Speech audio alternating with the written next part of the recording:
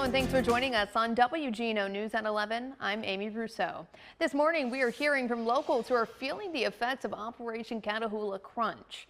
Federal authorities have already arrested dozens of undocumented immigrants in the greater New Orleans area, especially in Kenner. That's where a teen says his mom was taken unexpectedly.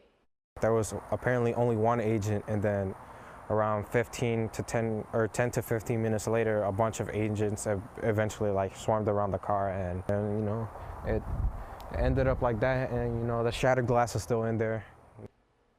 Although Jonathan Escalante believes his mother was undocumented, he says she did not have a criminal record after living in Louisiana for at least 18 years.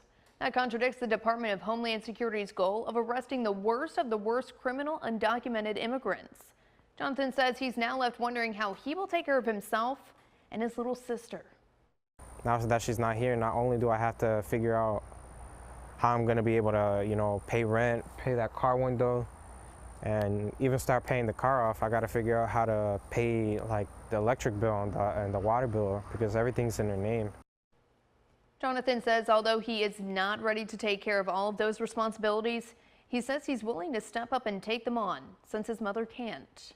And we're also hearing the story behind this viral video showing Border Patrol agents locked out of a Brothers Food Mart on Veterans Memorial Boulevard. Listen to how the assistant manager reacted during the incident.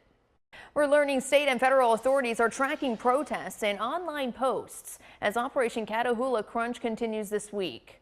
They're monitoring threats and message boards. That's according to the Associated Press. This is happening as Border Patrol agents look to arrest 5,000 undocumented immigrants. 38 people were arrested within the first 2 days of the operation, but less than 12 had criminal histories. That's also according to the AP. Mayor-elect Helena Moreno says this is affecting the economy since businesses are shutting down in fear of raids. Representative Troy Carter says this is one of the many issues with how the operation is unfolding.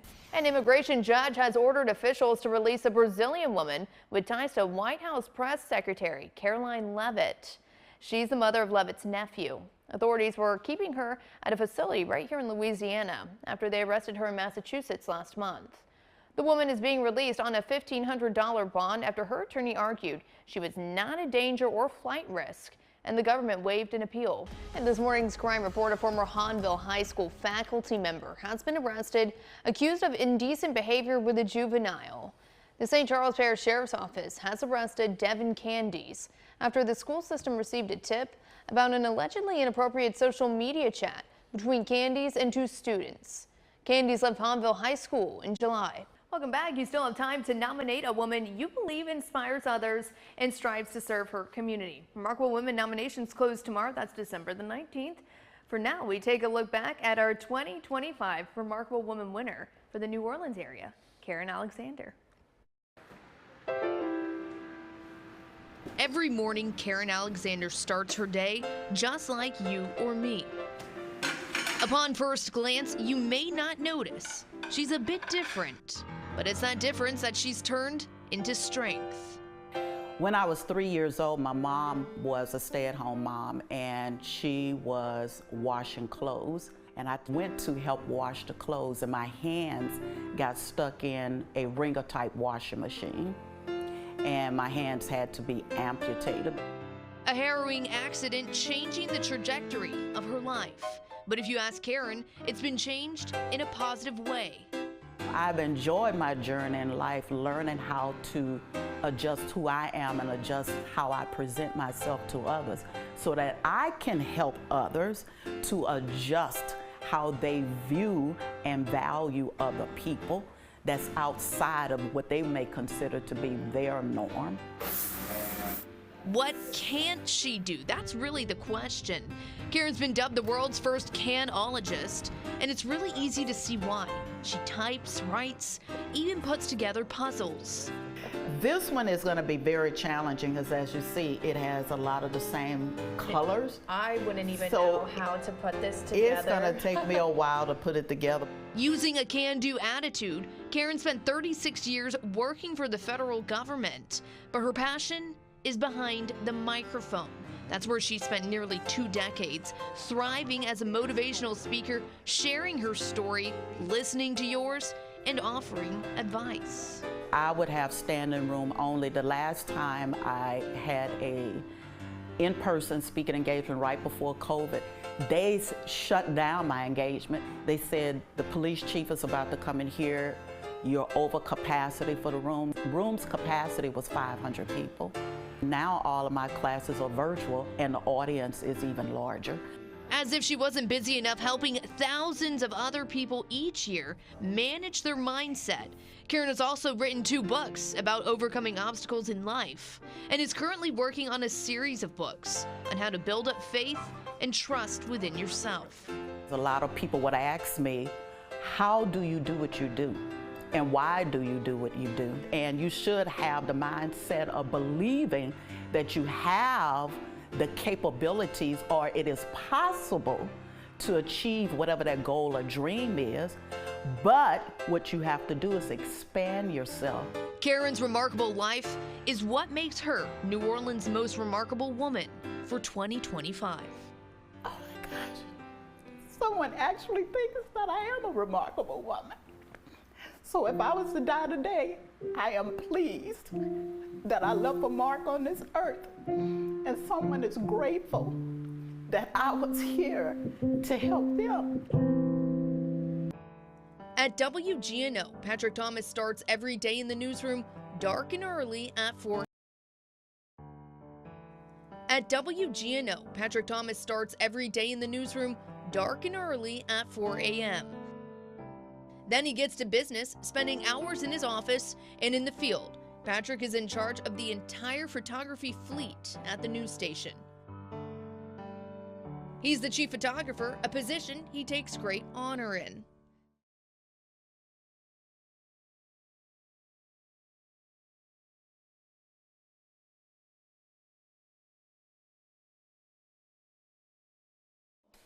It makes me feel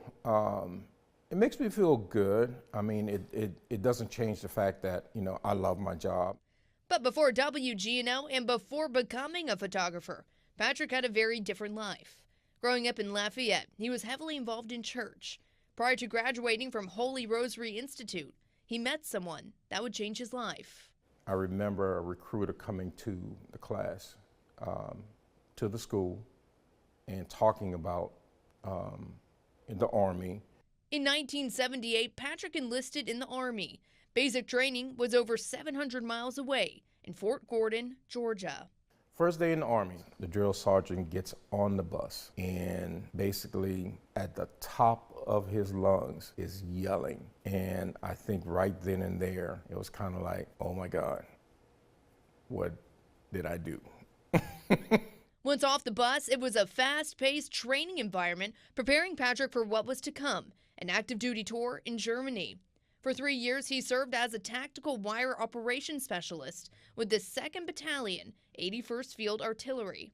We just ran communication to our Alpha, Bravo, and Charlie units, which were tank units, artillery units. I worked out of this vehicle that was called a Gamma Goat. It's a 6-wheel vehicle, and that vehicle would take us anywhere. In 1981, Patrick received an honorable discharge. Back at home, he wanted to help provide for his family. An unlikely tip turned into a job interview from the news director at KLFY, the CBS affiliate news station in Lafayette. And I will never, ever forget that she asked me these questions that I know how to use a camera. And I'm like, not really? She said, well, do you know how to take pictures? I said, no. She said, well, have you ever used a camera to take pictures, like little portraits? I said, yeah, I've done that before. She says, I'll tell you what, I will bring you on for 2 weeks, see how you do, and then we'll go from there. That's where his career in news started. For 7 years, he was a photographer at KLFY, a short stint in Seattle, and then a few years at KATC, the Lafayette ABC affiliate. In 1996, Patrick was hired on at WGNO in New Orleans. He covered the devastating stories following Hurricane Katrina, high-profile crimes, politics, and soon enough he found himself in a position he never dreamed of. And my news director chose me to be the chief photographer at WGNO in November of 2005. The colors don't seem correct. Fast forward to 2025, Patrick traded the Gamma Goat for this office, where he's used the skills he's learned in the Army for the last 20 years to lead his small army of photographers at WGNO. Amy Russo, WGNO News. And I'm Amy Russo. It's the eve of Christmas Eve. It is the eve of Christmas Eve. Which means your time is tick-tocking away to get that special someone their gifts. Yeah. Did you finish your Christmas shopping? Have not. Love the action out there, you know? I'm going to get out there in the action. Dude, you don't know what you're about to get into, okay? I mean, have you been to the mall at all? Have you, and this man usually likes to go to the Riverwalk, Kerrigan. Yeah. It's going to be a It's not like too many madhouse. people in the Riverwalk. What are you, do you hear what One you're or two saying right now? stores, Do you hear what know? he's saying? Just need one or two stores, He works Kerrigan. well under pressure. Okay, I good work luck better. parking, good luck getting in line to get what you want. Good luck getting what you You're want. frightening me now. I'm scared for you, okay? I'm scared for you. All If right. I were you, I would try to delay Christmas as much as possible. You know, Okay. my parents have delayed it until January 3rd. Can't you work at my may house. want to take a pointer from that.